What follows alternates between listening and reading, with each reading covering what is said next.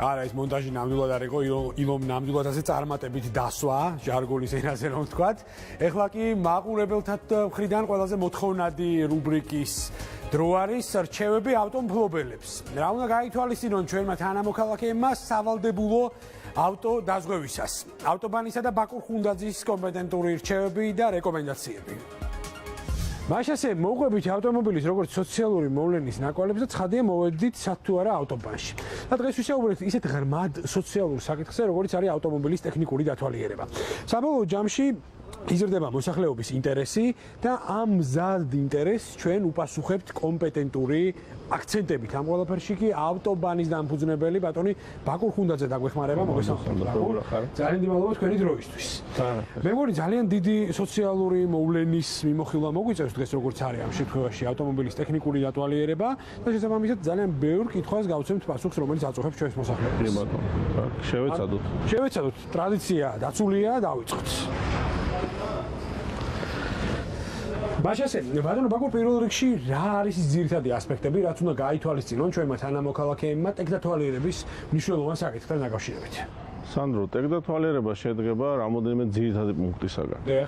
ერთი უმთავრესი ეს არის გამონაბოლქვის კონტროლი. ხოდა ჩვენ გვისაუბრია, მაგრამ მოდი გავიაროთ ხელმეორედ. თავისთავად. მაყუჩის სისტემა საკმაოდ გრძელი და ისეთი სისტემა არის, იწყება მანქანის თავიდან და გადის ბოლოში.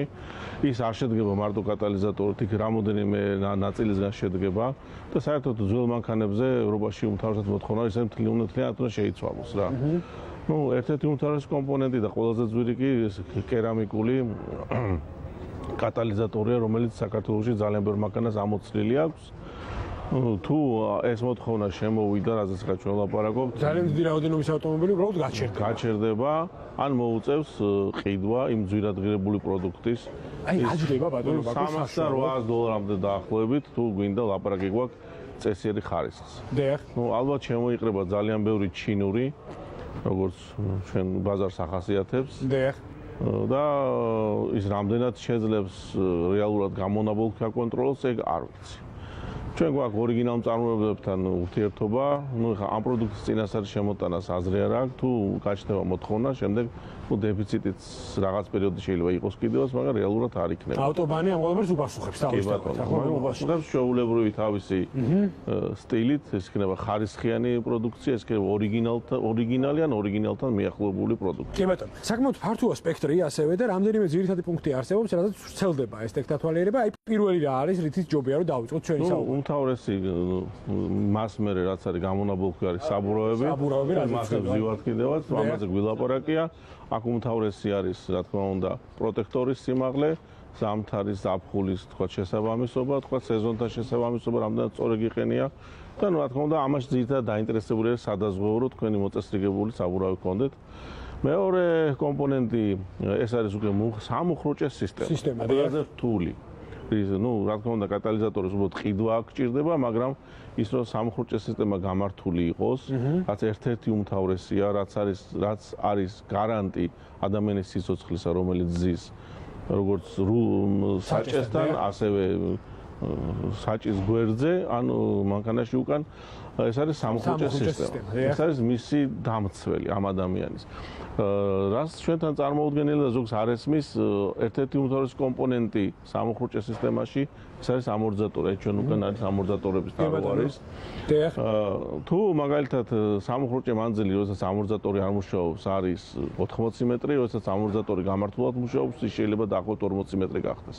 წარმოგიდგენთ, რამხელა მნიშვნელოვანია მუხრუჭი ამორტიზატორი, ის არის მასტაბილიზირებელი მიწასთან შეხების საბურავის. თუ საბურავი მანქანა არის დეტონაციაში და ის არ სტაბილურდება, ის ხტუნაობს ესე საფარიდან და რა თქმა უნდა მუხრუჭის მანძილი იზრდება კატასტროფა. მესმის, საბოლოო ჯამში აი კიდევ გავყოთ ეს სპექტრი. შემდეგი რა თქმა უნდა პირდაპირ რაც არის სამუხრუჭეს სისტემასაც დამოკიდებული, ჩვენი კომპანია ახლახანს დავიწყეთ სწორედ გაყიდვები. არის ეგეთი ბრაზილიური კომპანია Fremaxi. დღეს სამუხრუჭე დისკები ძირითადად მზადდება ჩინეთში 80-90%. ბრაზილიური ეს გამორჩეული კომპანია, იმიტომ რომ მთლიანად ბრაზილიაში მზადდება, ის არის რამოდენიმე კომპანიის ორიგინალი მიმწოდებელი GM-ის, Mitsubishi-ის და ეს არის ერთ-ერთი ყველაზე ხარისხიანი მსოფლიო ბაზარზე. აი ეს მინდოდა მეკითხა ზუსტად, აი რა ჯდება მაგალითად კონკრეტულად აი ეს სადღაც 30 ლარიდან და ადის 150 ლარზე დაახლოებით. რამდენად სანდუა ბრაზილიური ავტოწარმოების ყველაზე ბრაზილიელები ერთ-ერთი დიდი მწარმოებლებენ ავტოსფეროში. Mercedes-ი ბრაზილიაში ძრავებს აკეთებს თავიდან ბოლომდე. Volkswagen-ი ძრავებს თლიანად აწყობს ბრაზილიაში და შემდეგ მოდის გამზადებული და კონვერზე იდგმება. იქ მუშახელი ცოტა იაფია, საკმაოდ ისეთი კვალიფიციური მუშახელია და რაც თავი ფრემაქსი აქ ხარისხზე ლაპარაკი ზედმეტია, უბრალოდ იმდენად ხარისხიანი. ერთ-ერთი ყველაზე გაჯერებული ესეთი აი კარბონით გაჯერებულ მასალას ხმარობს. ის არ მიდის დაზოგვის და რაღაც ბაზარზე მორგების მიმართულებით პირიქით აჩელება ხარისხიან კომპონენტებს და შეფუთვა უნიკალური ესეთი ვაკუუმით იფუთება, ის იხსნება აქ სარქველი და შემდეგ თქვა ხდება მისი ამოღება და ვიგებთ უკვე საბოლოო კიდევაც გახსნის დროს და შემდეგ ხდება უკვე რაც აი ასეთი შეფუთვა იქცავს თქვა დაზიანებისაგან საკმაოდ დაფარული არის ანტიკოროზიული სისტემით და უნიკალურია იმით კიდე რომ ეს სპეციალური სითხეა რომლითაც ის იფარება მას აჭირდება გაწმენდა პირდაპირ შეიძლება დააყენო სხვა სამუხურჭე დისკებს კიდევა გაწმენდა საკმაოდ ისეთი რის ცხიმის არ შეიძლება სანამ დააყენებ და ხა რას თავარია შემდეგ ერთი მომენტი სამუხრუჭე ვთქვათ მუხრუჭების მწარმოებელი კომპანიების როგორც არის ტექსტარი, აკებონო, ვთქვათ ისერი და კიდე ჩვენ ბაზარზე საკმაოდ არის გავწეს ლიდერი კომპანიებია მთელ სოფლიოში. განსაკუთრებით ეს აკებონო, რომელიც არის იაპონიის ლიდერი კომპანია და ტექსტარი, რომელიც არის გერმანიის ლიდერი კომპანია და როგორც ორიგინალი მწარმოებლები. ისინი ძალიან სწრაფად მიიწევენ წინ ცვლიან კომპონენტებს. დაახლოებით 35 კომპონენტისგან შედგება, აი ქიმიური კომპონენტისგან შედგება სამუხრუჭე მასალა, რომელსაც გამოიყენებენ, მაგრამ სამუხრუჭე დისკები ვერ ყვება თავისი განვითარებით. ნუ აღარ უნდა განავითარო, რკინის ხარისხი იხვეწება, მაგრამ ყოველთვის ასწრებენ მუხრუჭების წარმოებლები საყრდენი დისკოების წარმოებლები. და აი სამუხრუჭეში ბატონო ბაკურ, აი ეს ასინქრონი, რაზეც თქვენ საუბრობთ, ეხლა აი რა პრობლემამდე მივყავართ ამ ყველაფერს? ნუ ხდება ის, რომ ცვეთა ხდება სამუხრუჭე დისკოსი მეტი და სამუხრუჭე მასალა ნაკლებად ცვდება. ადრე პირიქით იყო, თქვა, მასალა მალე ცვდებოდა, იმიტომ რბილი იყო. ნუ სამუხრუჭე დისკო უფრო ინახებოდა, დღეს სამუხრუჭე დისკოს ცვლა გახშირდა. რაც ჩვენ მოხმარებელმა ნაკლებად ჩვენთან ცვლიან მხოლოდ გატეხვის შემთხვევაში. ეს არ არის სწორი. მასა ზედვე აწია თავისი დასაშვების სისქე რაც შეიძლება კონდეს. თუ კი დასაშვების სისქე შემცირდა, მე გადახურება ხდება ჩვენთან ისევ ინტენსიური გადახურებული დისკოზე უკვე მუხრუჭი არ მუშაობს. საერთოდ როცა ვეკითხებით აი გერმანელებს რომ აი ნუ რა დროს ხდება სამუხრუჭე სისტემის არასწორი მუშაობა ჩვენთან ერთ-ერთი კომპონენტი წრიპინია მთავარი კომპონენტი. აქ ყველაზე ნაკლებად დამნაშავე არის სამუხრუჭე მასალა, დისკი, 20-მდე კომპონენტზე შეიძლება ვილაპარაკოთ, უბრალოდ ინჟინერულ დარღვევაზე. სამუშაო სქემის, რაც იწვევს წრიპინს. ეს არის გადახურება, ეს უმთავრესი გადახურება, სუპორტის მდგომარეობა, რაშიც ჯდება სამუხრუჭე მასალა. კი ბატონო, ჩვენ მიმოვიხილეთ როგორც ამ შემთხვევაში კატალიზატორის სპექტრი, ასევე სამუხრუჭე სისტემის სპექტრი. აი კიდე რა ძირითადი მიმართულებები არის, რასაც მოუწევთ ამ შემთხვევაში ყურადღების გამახვილება და რასაც დაისმოვა. ერთ-ერთი კიდევ კომპონენტი ცოტა ნაკლებად მნიშვნელოვანი არის განათება, რა თქმა უნდა, ჩამქრალი ფარით არ უნდა დადიოდე.